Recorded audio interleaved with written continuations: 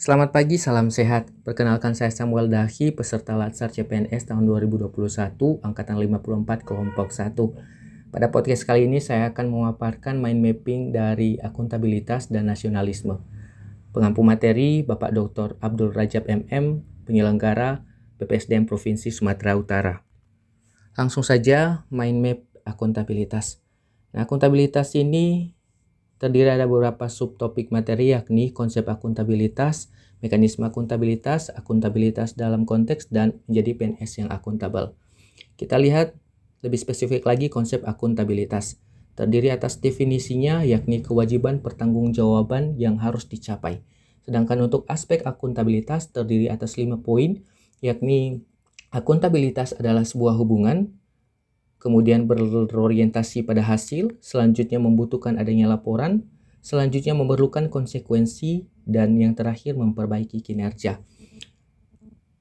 Untuk akuntabilitas publik terdiri atas dua, yakni fungsi akuntabilitas terdiri atas kontrol demokratis, mencegah korupsi dan penyalahgunaan wewenang, serta meningkatkan efisiensi dan efektivitas.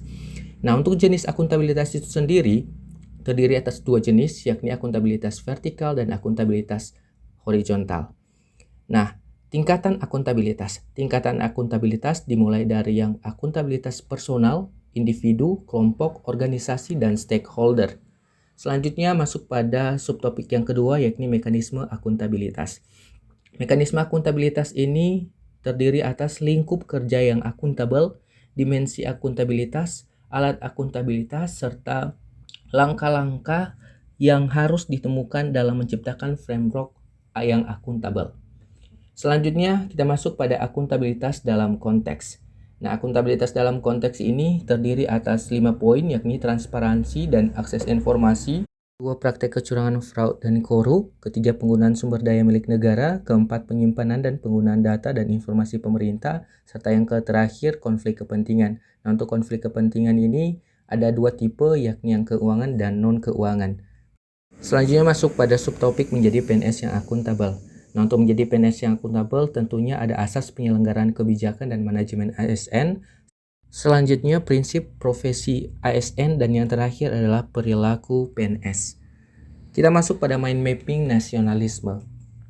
Nah, untuk nasionalisme ini terdiri atas beberapa sub pembahasan, yakni pertama nilai-nilai nasionalisme Pancasila. Nilai-nilai nasionalisme Pancasila termuat dalam masing-masing sila Pancasila. Sila pertama ketuhanan yang Maha Esa, sila kedua kemanusiaan yang adil dan beradab, sila ketiga persatuan Indonesia, sila keempat kerakyatan yang dipimpin oleh hikmat kebijaksanaan dalam permusyawaratan perwakilan, dan sila kelima keadilan sosial bagi seluruh rakyat Indonesia.